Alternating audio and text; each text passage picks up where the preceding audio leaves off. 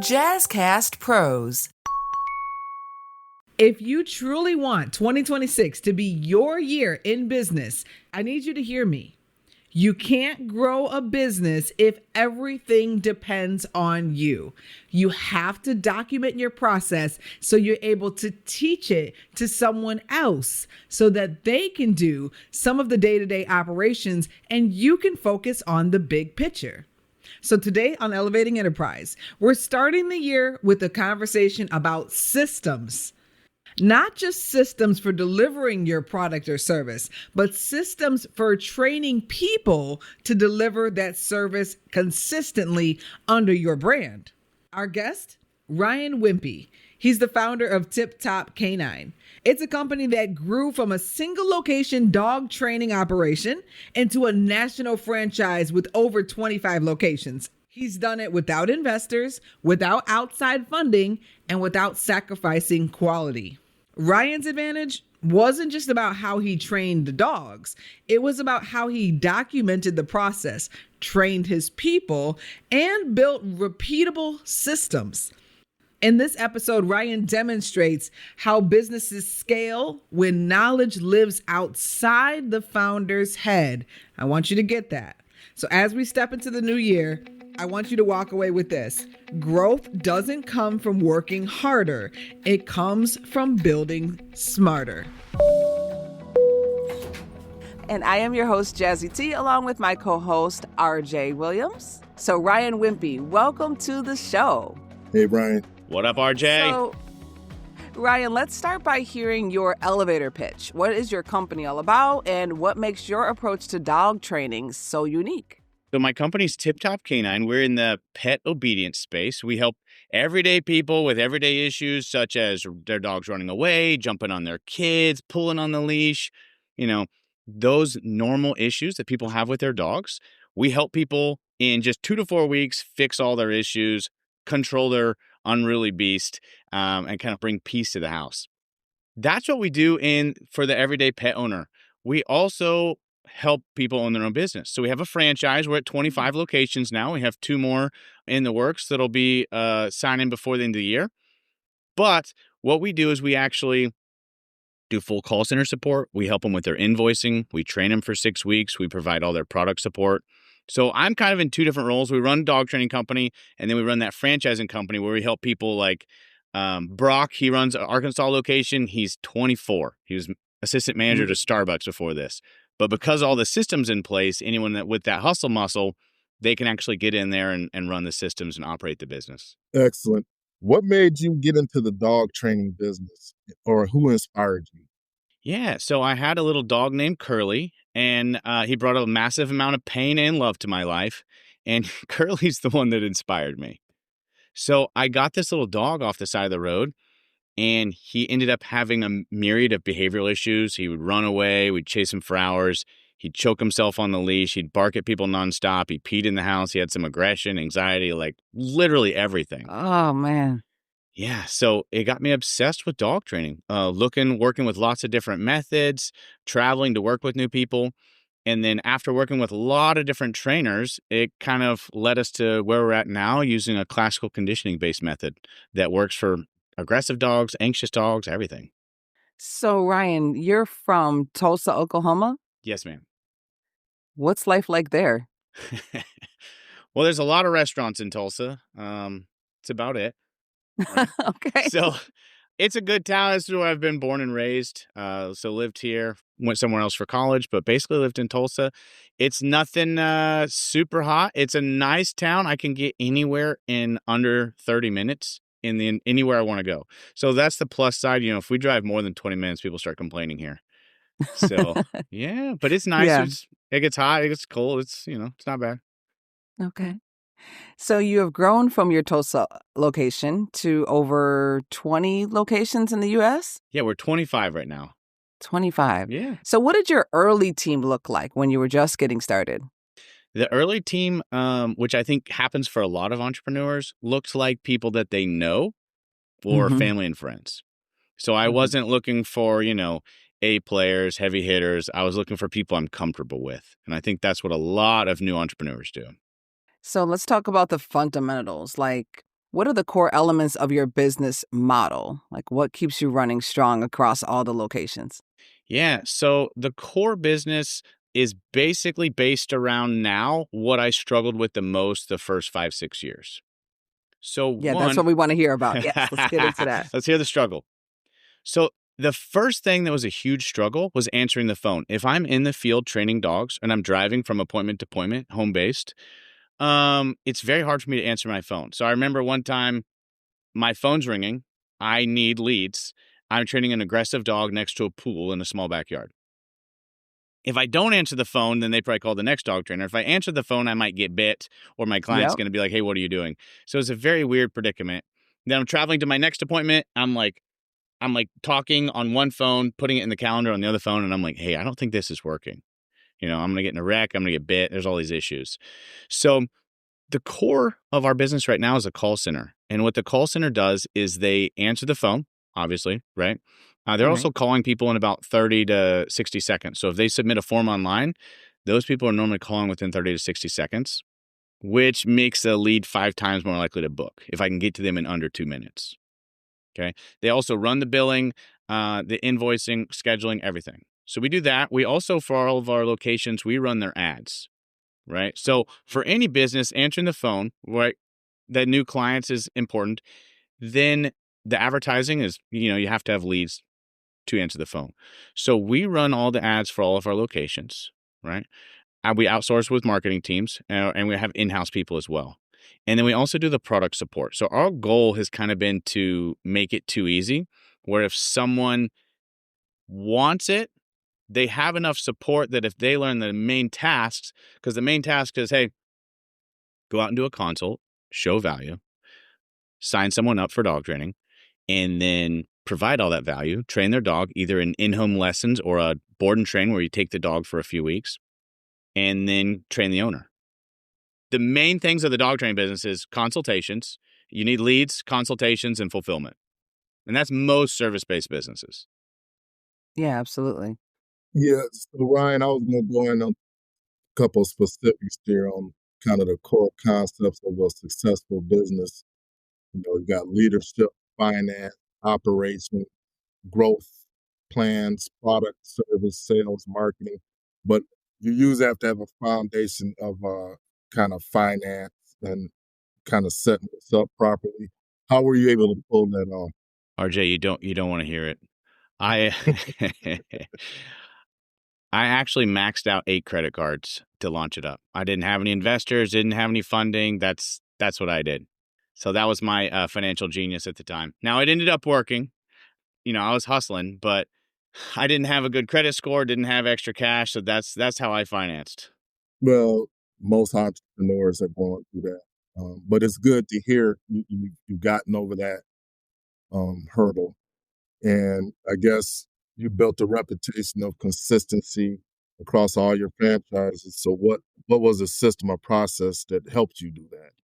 Whenever we're building consistency in employees, it normally comes down to training. So Mhm. in the franchising process at Tip Top Canine, we actually train 2 to 3 times longer than anyone else does. So people come, say you filled out a form on tiptopcaninefranchising.com, you talk to our franchise director, you decide you want to do this. We would actually train you for 6 weeks, 6 days a week, 10 hours a day, which is more than anyone else does. But it enables you to consistently provide value in a way that just 2 weeks of training may or may not do. So say if you guys are gonna be like, hey, Ryan, here's how you edit, here's how you post, here's how you do production for podcasts. The difference between 1 week and 2 weeks or 6 weeks of training, it's gonna be a lot different in that end product. You know what I mean? Yeah. So how were you able to, I guess, streamline that training and bring it down from 6 months initially to 6 weeks? Through systems, through documenting everything. So there was a year where I sat and typed a lot. So basically, I started with a 1-page outline and then kept expanding it. And then this is how we train dogs. This is how I do sales. So I got a 35-page sales manual. This is how I do private lessons. And I just keep adding step by step by step. And then I'm taking my manual, taking my documentation, I'm giving it to a new person. I'm going over it with them. And then whatever breaks, I'm literally red pinning it and fixing it.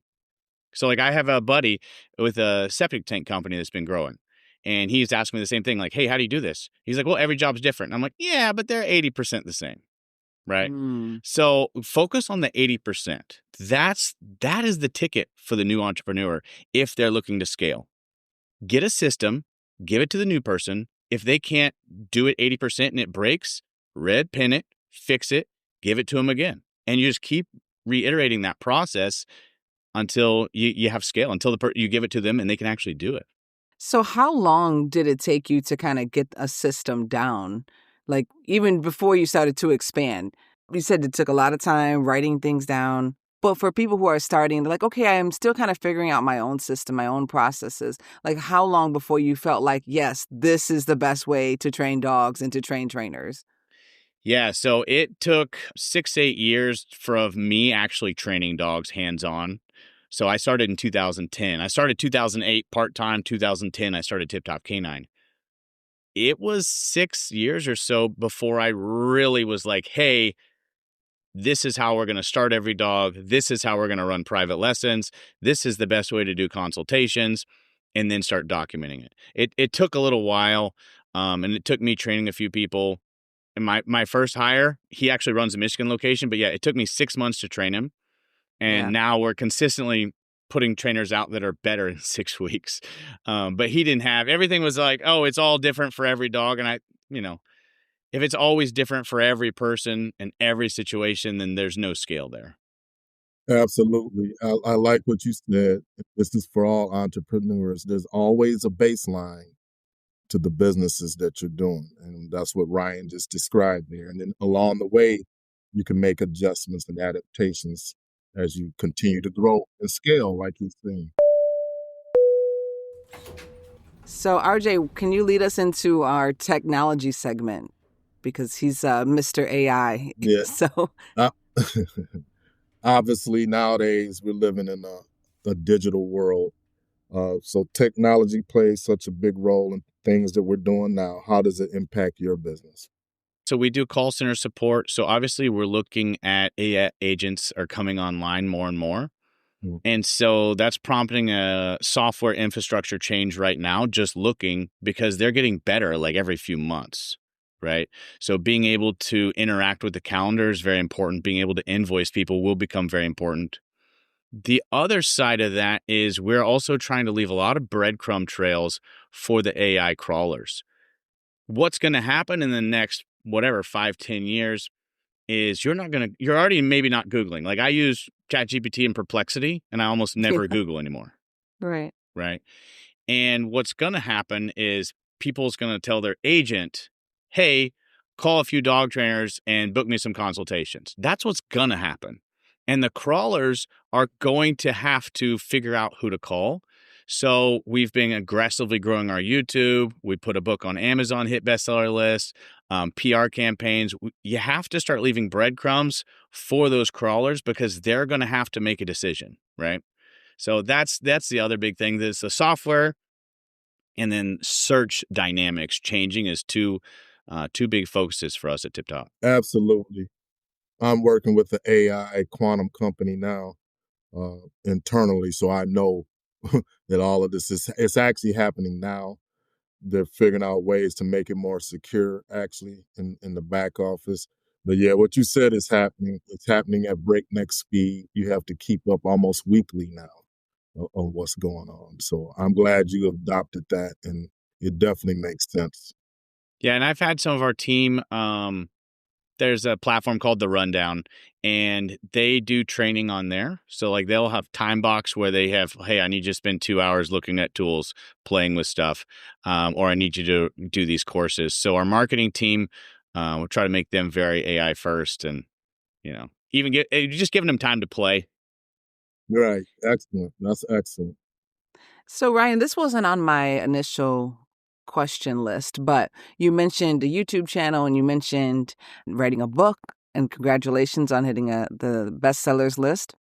So my question to you really relates to, marketing in 2025. It's not just the traditional, get on the radio, maybe have a billboard or get in a magazine or have print, whatever. It's really being social and having content. And so was that something that you were reluctant to jump into? And like, what is the content of your YouTube? Yes, I was very reluctant. So we didn't really start YouTube until January of this year. Okay. So right now we're at like 600,000 subscribers, but in January we're at 5,000, right? That's amazing. Yeah. And so I was reluctant, but everything is moving and changing, and it'll continue, right? I had a conversation with a prospective franchisee. He'd gone through the sales process, and he was actually managing a car dealership, making 250 grand a year, right? So he's smart dude, making a lot of money, but he's working 70, 80 hours a week, and he hated his life, right? He's like, hey, I got a new kid. I don't want this anymore. I love dogs. I want to be into dog training. Cool. I said, cool. What else you looking at? And he said he's looking at us and this other guy to start his own business. And I was like, hey, this guy's a YouTuber. He only has 2 employees. Why would you trust him on telling you how to build a business? Like, I got 30 people just at my corporate store, half of them trainers, half of them admins, and I had, I think at that time, 20 something locations, right? So I'm like, you can see our financials in the item 19. The average income per location is like 550 grand. Why would you trust a YouTuber? And he was like, well, I've watched his videos, and he went into it, right? And the thing is, basically, he's had so much screen time with this guy, he trusts him. He's watched him for 2 years, and he trusts this guy, and he didn't go with us, and he went with him. Wow. And I hope the best for him, but I'm like, dude, you're making like 250 grand a year. You're going to trust it to someone who's got a hot YouTube channel. I was like, that's insane. But that's the real world right now. Yeah. And so I was just like blown away by this. And I was like, all right, that's it. Full court press on YouTube. Let's go. Let's go. But it makes sense for you. You've already established a real, as I said earlier, baseline of real business. And so YouTube just complementing what you're already doing. Right. Yes, YouTube does complement what we're doing. The other thing right now is with a lot of people faking Google reviews and Yelp reviews, etc., or even farming them and just generating tons of them. The search for some generations, especially like millennials, they're going to secondary and tertiary channels to fact check businesses because they're like, I see those reviews. Is that real? Do I trust those Right. people? And so they're looking for more social proof, right? Okay. Because everyone's doing reviews now. Everyone's generating 5-star reviews and they're asking people aggressively. So one of the things they're doing is they're going to YouTube, Facebook, TikTok, etc., and they're looking to go, is this company credible before I hand them $2,000 or $3,000? Mhm. Right. Yeah. And so what is the content of your YouTube? Is it the training itself? Is it more business? There's a little bit of franchise business stuff on there. Most of it's dog content. So like how dogs think. There's testimonials, like client stories. This is the latest training collar, reviews, stuff like that. So it's a little bit hodgepodge to all over the place. When we started in January, we're throwing content out there and then be like, all right. And just literally throwing stuff up and seeing Yeah. what hits. And the more unique the breed is, they like it. And it's got to be easier for dogs because everyone loves dogs. Like we put a dog Yeah. in the thumbnail, people just click on it. But yeah, so we grew it with shorts, and then we got a lot of subscribers with the short videos, and then now we're putting out a lot more long form content where people can actually understand more theory. So right now we're doing a lot more theory content, and trying to build that trust factor with our audiences. So you mentioned the importance of coaching and mentorship earlier in your training. Is that ongoing? How do you make sure your franchisees are as we call it, Six Sigma continuous improvement? How do you? Yeah, great question. So we do a few conferences a year. We have a sales conference once a year. a business conference once a year, and then a 4-day training conference once a year as well.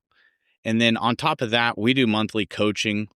My wife heads that up, and we do monthly coaching going over people's ads, their ad reports, business issues, hiring, etc. Because a lot of our owners are first-time business owners. Yeah. They've never hired anyone. Even if they get the skill set, then they're still running a business, right? Mm-hmm. So a lot of our coaching is more on the business side, but then our owners can always come back for additional training. And then the 3 events a year really help kind of tune them up. So you've talked about the franchise business, the dog training business. So we have Tip Top Canine Franchising, we have Tip Top Canine Tulsa, and Tip Top International. The international is our products company. So we try to take a lot of stuff off the plate. So what we did with the product company is, hey, we're buying, 5 to 10,000 leather leashes at a time, from the factory. Yeah. You're not going to get better pricing than that. So same with our shirts. Like these shirts, we're buying 200-300 shirts at a time. And then we kind of 2-step them to our people. So basically we're buying below wholesale, deep discount, and then we're selling to our locations at wholesale. And there's a very little margin. It's like 8 to 12%. And then there's a 3% credit card fee. So that's not trying to get rich. What that's trying to do is keep them out of doing $12 an hour tasks, right? Mm. So I probably make 4-5% profit margin off of that company. But what it keeps them from doing, if you've ever got a shirt embroidered and had to deal with a local shirt company, or then you want a hat too, that could take like 10 hours, 10, 12 hours. And you may not even get good pricing. So I'm trying to keep our locations out of that. The reason why we did it is the first few locations, I gave them a full Google Doc. Hey, here's how to order your flyers, business cards. Here's how to order your shirts. Here's how to talk to the people. And I gave them a whole list. And all I did was get phone calls. Yep. Right. And so I said, I think, okay, whatever. Let's just do it for them. Because I want them focused on the dog training that's going to bill out like $150 to $250 an hour, not a $12 an hour. Hey, let's embroider a shirt. Right. Right. Very smart. So how do you manage all 3 of these businesses without burning out? Seems like a lot to handle. Yeah, so we have a lot of good people. Like anyone if their fingers in lots of pies, they have to have people. So with the Tip Top International specifically, I was very heavily involved early. But again, we have like an 80, 90 page order doc now. Okay. Right? And now I don't update it. I don't do hardly anything. So I'm involved with that like 30 minutes, an hour a month now. But Wow. that's because I spent a painful amount of time creating the systems, right? Handing it to someone, whatever breaks, I'm literally redoing it. Now how we do our systems is more the Loom video approach, right? So if anyone's like, hey, I hear systems, how do I do that? Yeah. If I'm going to teach someone how to order, say, leashes, I'm going to now go get Loom. It's $10 an hour, or sorry, $10 a month. Loom video recording. I click the button and I narrate over the top of the video. Hey, this is how I'm going to order leashes. I'm going to go to this website. Here's where my logins are kept. And this is what I'm going to do, blah, blah, blah, right? I take that video and then I give it to the person. I say, okay, now you order leashes. Whatever they can't do off just my video, I redo the video again and give it to them again. And then now what we did is then I say, okay, they're like, hey, your video doesn't work anymore. And I say, cool, you make a video now. And then you upload it to the doc. So then I'm out of the system making too. And then is that video available to the other franchise owners? Well, so that's just for like the ordering side. Yeah. Okay. Yeah. So you have all these different franchises and you have your brand. How do you keep that consistent so there's not things happening all over the place? How do you manage that? Yeah. Good question. The biggest way we keep everything consistent is we have the call center as our central point of contact. So if anyone was trying to do anything crazy or create new packages or crazy pricing, we know about it like basically instantly because we book their initial consultations, we book all their follow-ups, and we do their billing. right? And then when we trained them for the initial 6 weeks, that's why I think a lot of initial training for anyone is important. They learn the kind of the right way to do everything, and then why they want to stay in that way, because them doing it the right ways actually makes life easier and better for them. So you establish some core competencies in the beginning. That way you don't have to, delineate as you go down the road there. Correct. Yeah. So like I know of one of our competitors just had 20 locations closed this year, right, in 2025. Well, it's, our franchise fee is $48,000. Other people are charging a lot more. It's break even. For us, we don't make anything off of that because we train people so long. But what that does is down the road, I have way less problems with someone that's gone through 3 times more training. Like they already know the right way to do things, and they've already seen our team do it. They've already worked with our managers. They've already learned how to book appointments correctly, invoice correctly, whatever they need to do. They've already learned it with us at corporate. And then there's not a whole lot of incentive for them to deviate. We tend to not let people in that want to make their life harder. Right. What is one dog training myth that you would like to bust once and for all? The dog training myth that I hate the most, that I just talked about in my book, Dog Training Simplified, is, if the dog jumps on you, just turn away and ignore the dog, and that'll teach him to not jump on you. And that's the dumbest myth ever. All the dog does is he trots around the person and then jumps, because from a little bitty puppy, the dog got rewarded for jumping, right? What you have to do is actually teach the dog not to jump. Say, hey, if you jump, I want you to move away, or I want you to go to your dog bed or do something else. Like, you can't just ignore behaviors. It's the same concept. The second, you didn't ask for 2. I'll give you 2. You started the rant. The second one is like, if the dog's pulling on a leash, just stop so he doesn't get a walk anymore. And that taking away the enjoyment of the walk will make him stop pulling. No, it won't. You need to teach the dog where to walk, not hope that, like, if I stop doing something, he'll automatically change his behavior. Mm-hmm. So that's called, in the dog training world, like with the operant conditioning, it's called negative punishment. You're taking away something good.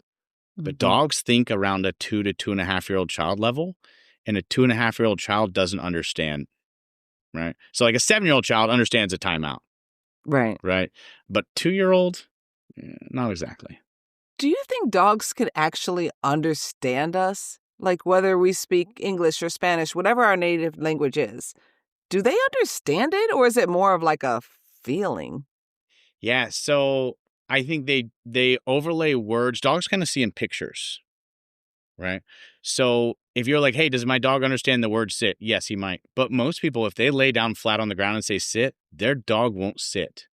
They only understand it in the context of you standing and saying it, or you doing it with a finger up, or whatever you're doing.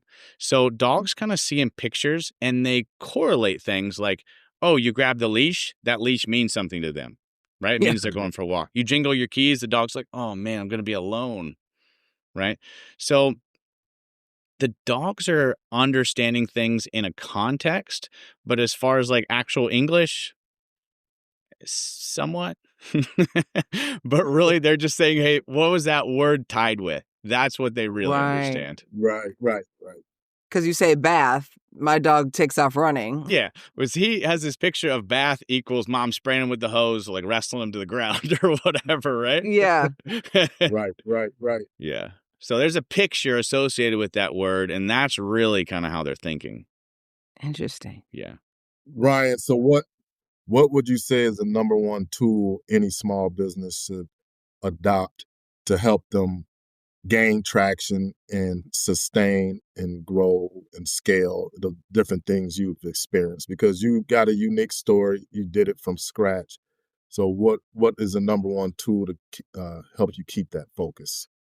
The number one thing I would say for the small business owner is you need to focus on whatever that one thing is that's actually generating revenue.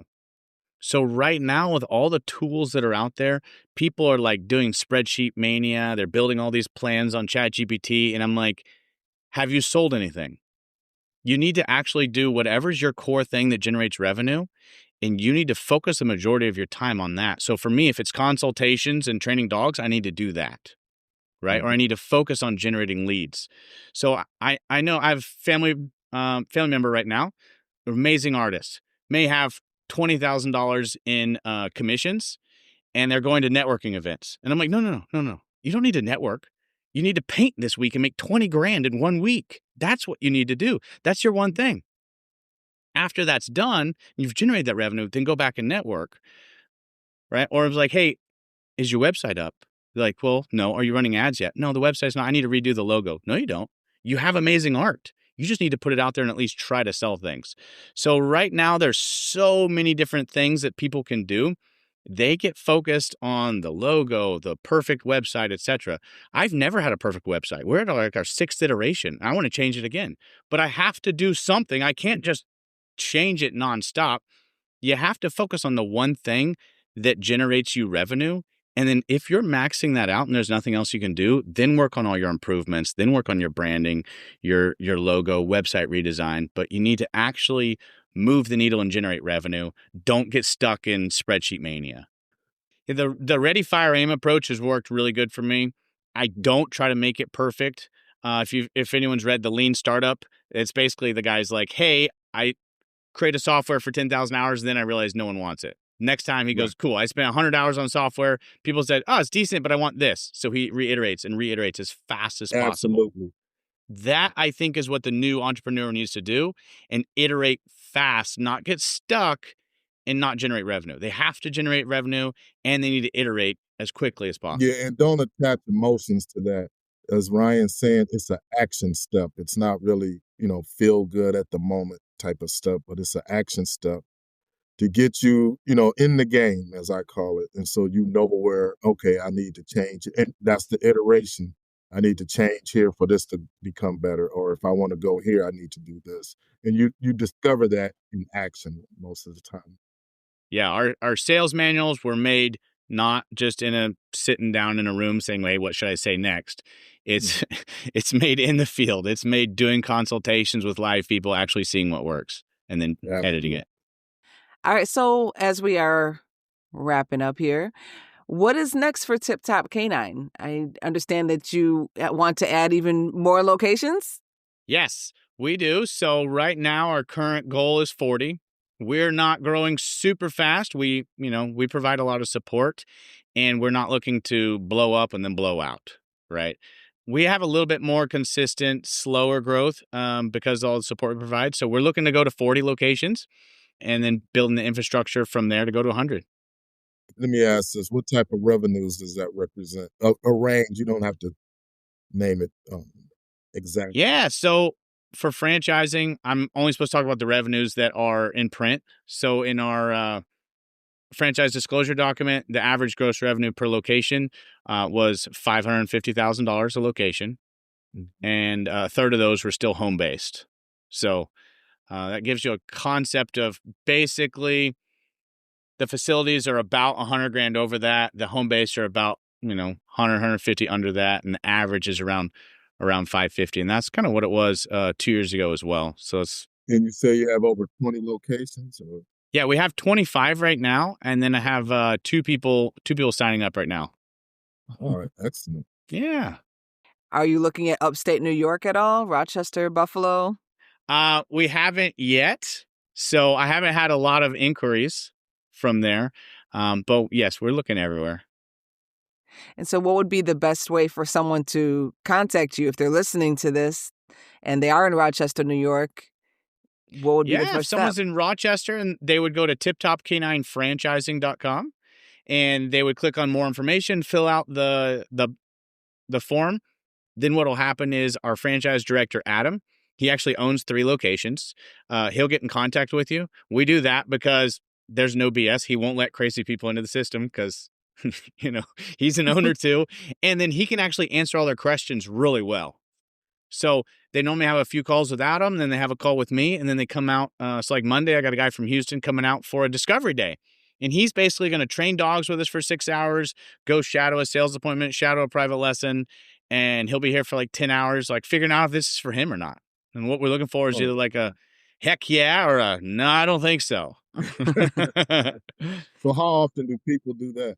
They want to be a pet? We normally run like 1 or 2 a month discovery days where people are coming out. Yeah, 1, 2, 3 at a time. But normally there's there's a little vetting process first, and then, we do 6, 7 calls, have them do some competitor research homework in their area, and then if they think it's for them, then we have them out. Are you thinking about other pets at all? Like, is there a cat training industry? There's not. My wife has a raccoon, and I've been threatening to train the raccoon. Oh yeah, she has a raccoon. So I don't know if you guys know this. Raccoons in the wild live like 1 to 2 years. In captivity, they live like 20 years. And I didn't actually know this before she brought home a raccoon. I was working till like 8 o'clock, and she texts, "Hey, there's this baby raccoon. The mother got hit. Can I have one?" And I was like, "Or do you care if I bring one home?" Something like that. And I'm like, I mean, I guess not. And then I'm home at like 8 o'clock, and I start like Googling, raccoons. And I'm like, no, I guess no. But yeah, anyways, we have a raccoon. I think she's pretty smart. Kind of want to train it. I don't think there's a big market. There's people who've trained silver foxes. I don't know if you've seen those. Yeah. Well, we have red-tailed foxes around here. Nice. Yeah. They But- just walk around. They don't seem to bother anybody. Yeah, that's It's amazing. kind of shocking when you see them. That's so cool. Yeah. Any last questions, RJ? No, just make sure our listeners know where to reach Ryan and please. Yeah, if they have any questions for me, I'm on LinkedIn's the only platform I'm on socially. Okay. Okay. And what's the name of your YouTube channel? It's Tip Top Canine Dog Training. Simple enough. Yeah, so go subscribe to that. Well, thank you so much for joining us today on Elevating Enterprise. Hey, thanks for having me on. I appreciate you guys. Thanks, Ryan. We'd like to thank Ryan Wimpey, founder of Tip Top Canine, for joining us and dropping some gems. So let's break it down. First, you can't scale what you can't teach. Ryan didn't just perfect his craft, he documented it, refined it, and trained others to deliver it at a high level. That's what turned a service into a scalable business. Number 2, revenue comes before refinement. Instead of getting stuck perfecting logos, websites, or plans, Ryan focused on the activities that actually generate income and improved everything else after the business was working. And finally, systems create freedom. The time Ryan spent up front building those manuals, training programs, and processes is what allows his business to grow without burning him out or breaking down. So as you move into Q1, the question isn't what more can I do? It's what can I systemize, document, or train someone else to handle? That shift is where the real growth begins. Thank you for listening to Elevating Enterprise. I'm your host, Jazzy T, along with my husband, RJ Williams. Make sure you're subscribed to the podcast for more inspiring stories from entrepreneurs like Ryan Wimpey and local resources to help you grow here in the Rochester area. As our mission is to help you build smarter, stronger, and more sustainably, because success isn't overnight, it's strategic.